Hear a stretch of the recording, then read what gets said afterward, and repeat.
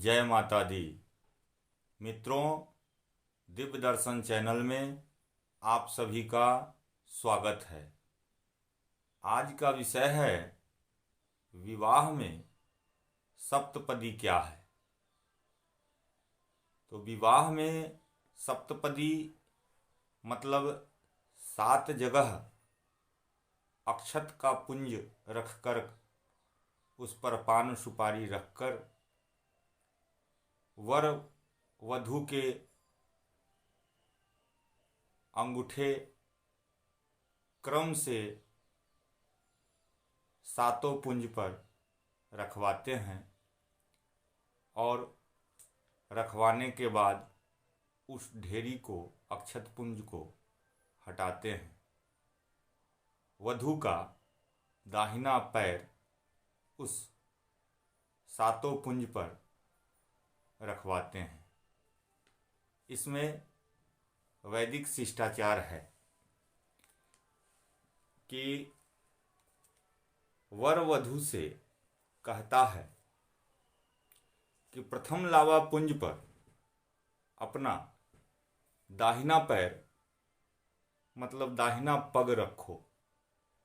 तो कन्या कहती है कि इससे क्या लाभ है। वर कहता है ओम एकमिषे विष्णुस्त्वा नयतु, मतलब भगवान विष्णु तुम्हें उचित अन्न की दिशा में ले चलें। गृहस्थ के लिए अन्न पहली आवश्यकता है। बिना अन्न के गृहस्थ आश्रम चल नहीं सकता। अन्न के अभाव में न अपना पोषण हो सकेगा, न अतिथियों की सेवा और न अन्य धर्म कार्य ही संभव हो सकेंगे।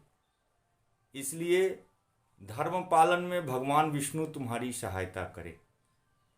पुनः वर दूसरे लावा पुंज पर पुनः दाहिना पैर रखो, इस प्रकार वधू से कहता है। वधू कहती है इसका क्या प्रयोजन है। वर कहता है ओम द्वे ऊर्जे विष्णुस्त्वा नयतु, अर्थात भगवान विष्णु तुम्हें उचित बल प्राप्ति के मार्ग की ओर ले चलें। खाद्य सामग्रियां बल पराक्रम और प्राण शक्ति देने वाली हो। भोजन स्वादिष्ट होने के साथ साथ पुष्टिकारक भी होना ही चाहिए। फिर वर तीसरे लावा पुंज पर दाहिना पैर रखो, ऐसा वधू से कहता है। वधू कहती है इसका क्या उद्देश्य है। वर कहता है ओम त्रीणी राय स्पोसाय विष्णुस्त्वा नयतु, अर्थात गृहस्थ के लिए धन की महती आवश्यकता है। धन के अभाव में न यज्ञ हो सकेंगे और न बच्चों का पालन पोषण। धनात् धर्मः ततः सुखम, धन से धर्म का अनुष्ठान होता है और उससे सुख की प्राप्ति होती है। गृहस्थ को न्यायपूर्वक दूसरों को बिना कष्ट पहुँचाए धन प्राप्ति हेतु पुरुषार्थ करना चाहिए। अतः भगवान विष्णु तुम्हें उचित धन प्राप्ति की ओर ले चलें।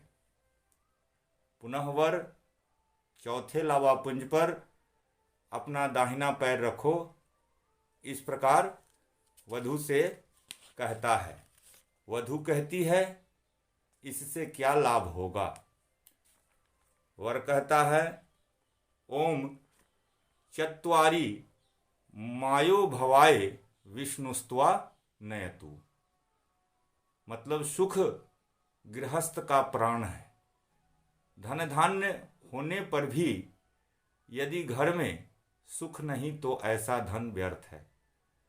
धन हमको रोटी दे सकता है, भूख नहीं। धन अच्छे से अच्छा पलंग और गद्दे दे सकता है, नींद नहीं।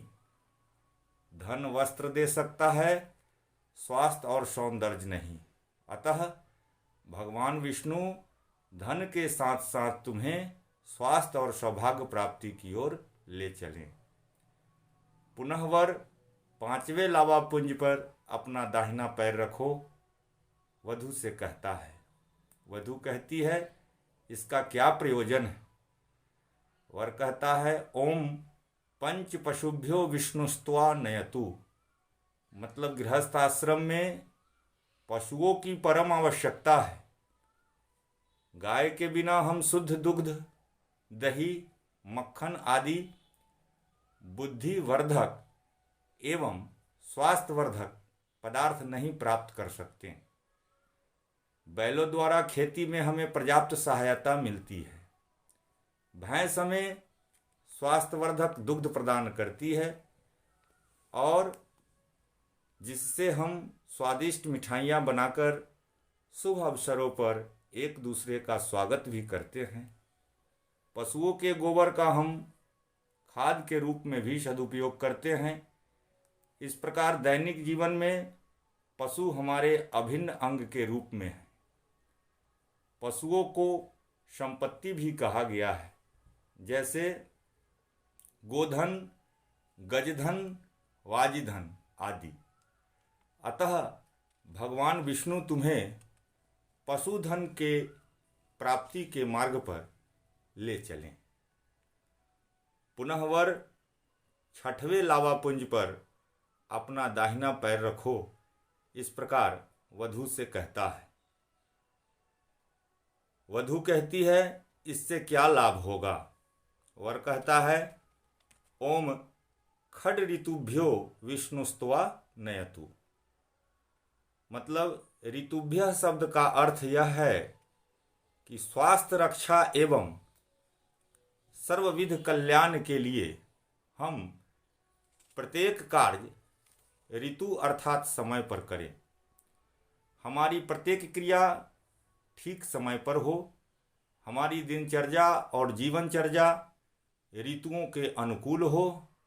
शास्त्रादेश भी है कि ऋतु कालाभिगामी स्यात्, ऋतुकालगामी बनो।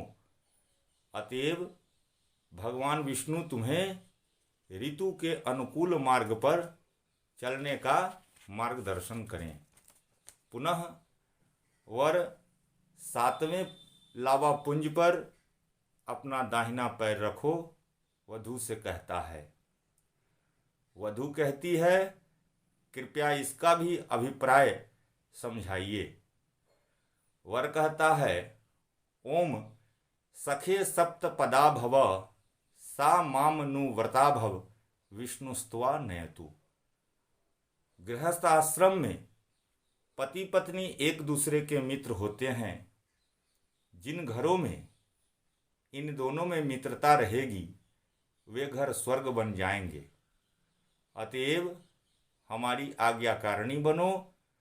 हम एक दूसरे की बातों पर विश्वास करें और मानें। भगवान विष्णु तुम्हें मित्रता परक मार्ग पर ले चलें। जैसे हारमोनियम मास्टर बनने के लिए और इन 7 स्वरों पर अधिकार प्राप्त करना आवश्यक है, उसी प्रकार गृहस्थ रूपी हारमोनियम का मास्टर बनने के लिए ऊपर बताई 7 बातों के लिए पुरुषार्थ करना आवश्यक है।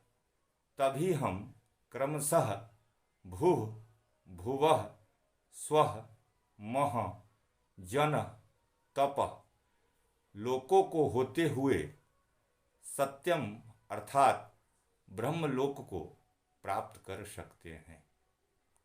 जी धन्यवाद।